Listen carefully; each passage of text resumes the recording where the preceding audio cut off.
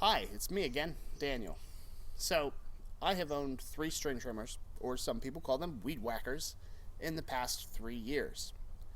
The first one I purchased on my own with my own money was this Ryobi 18 volt.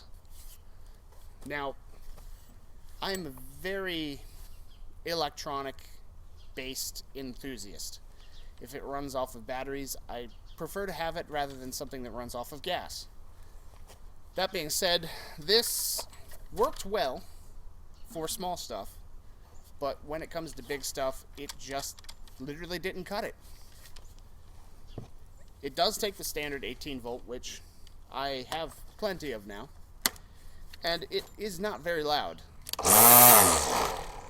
though I still do prefer to wear hearing protection with it. The second one I purchased was when I worked at Sears, and it was a little too tempting at the time. I bought this 27cc Speed Start gas trimmer. It's a 2-cycle engine, which means it makes a good amount of fumes, and I've had really hard time with it the entire time that I've had it. So the way this operates is you're supposed to, fill it up with 2-cycle gas, push the primer about 16 times. I'm pretty sure that's what the instructions said. It was an unusual amount of times in my opinion. And then pull the cord. And it's supposed to start the first time every time. And that's not right. That's not true. I've cleaned the carburetor multiple times, cleaned out the system multiple times. I had the warranty from Sears originally. I had to take it in because the string mechanism kept jamming. So they replaced it, they fixed it. Next year it jammed again. I fixed it. Next year it jammed again. And then it was just a constant issue.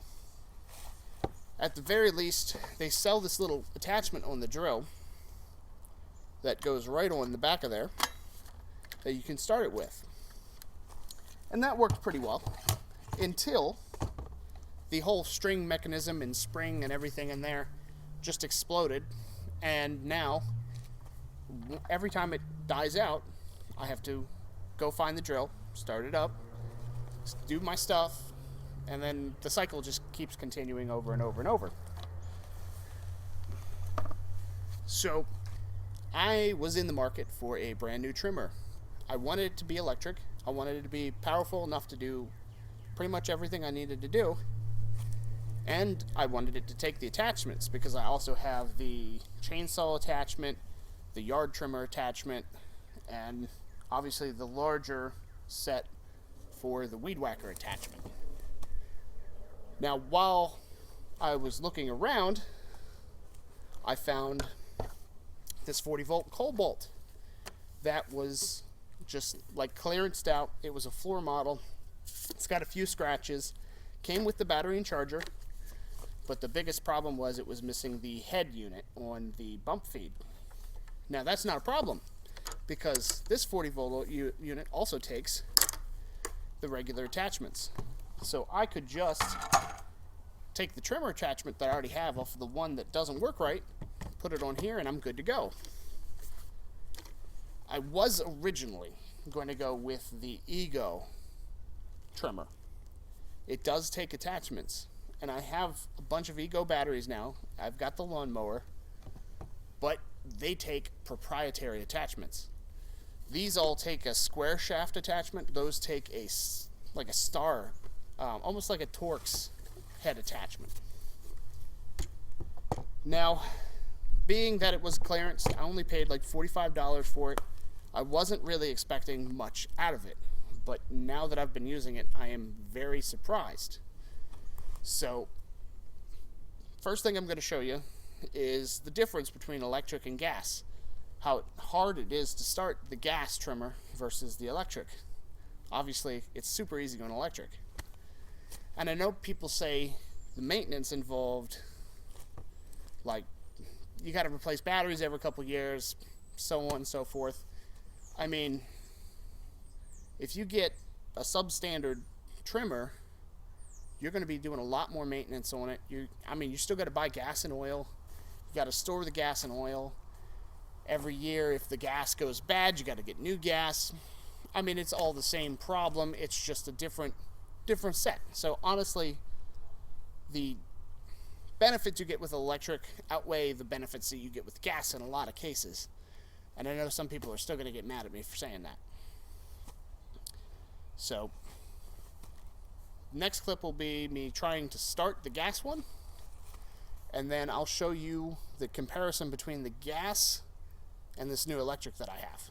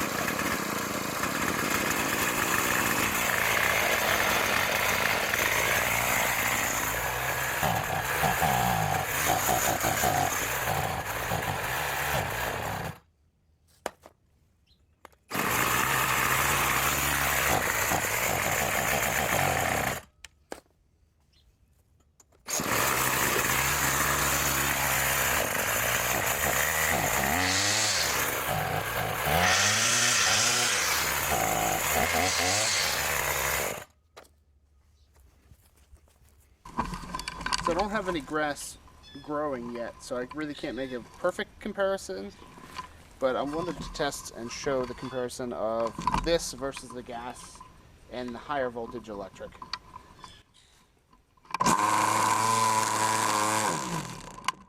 And the battery fell out.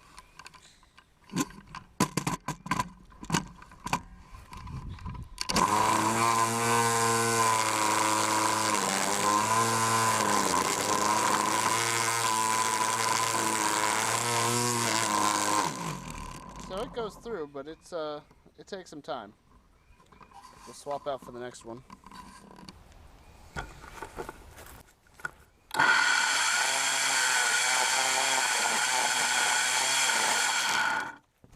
I'd say that's quite an improvement on that one.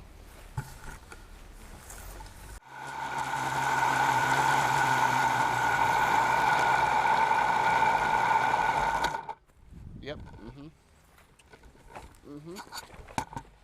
Oh gosh, this thing's dying on me.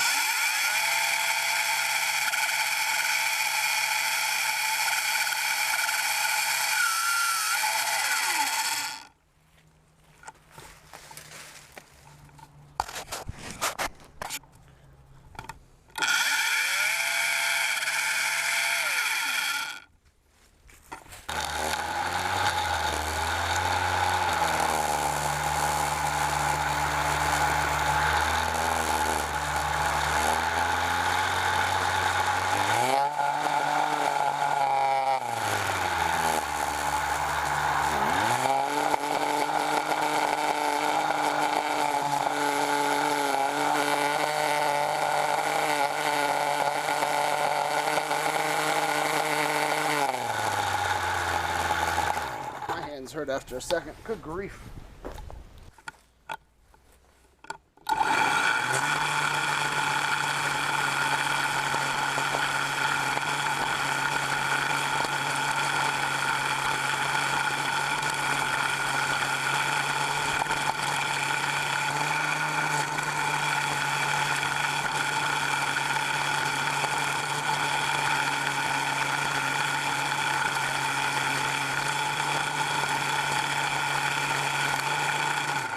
So a comical side effect of the pole saws that nobody says anything about is you can actually just keep buying attachments. So you can end up with a very, very long pole saw. The only downside is it really all depends if your actual trimmer will be able to transfer that much torque. But so far it doesn't seem that hard for the electric.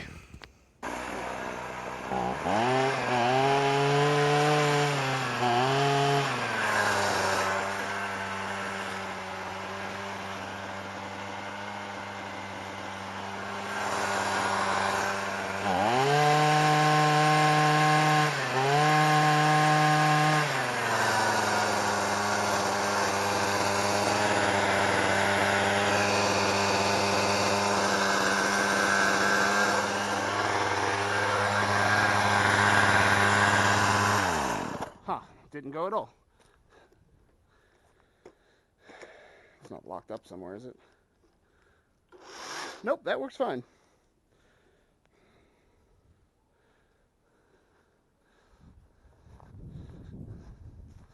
Oh gosh. The sun's right in my eye. Oh. Oh, I can't reach that one. How about that one over there?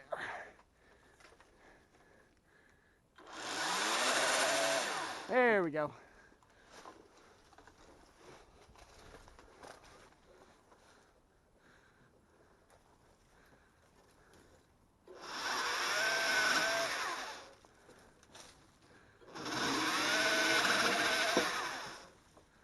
Yeah.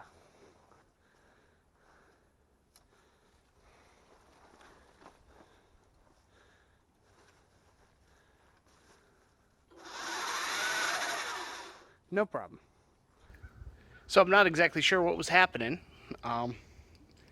It was spinning fine, but it could not get the torque at all this time to go to the trimmer head, or the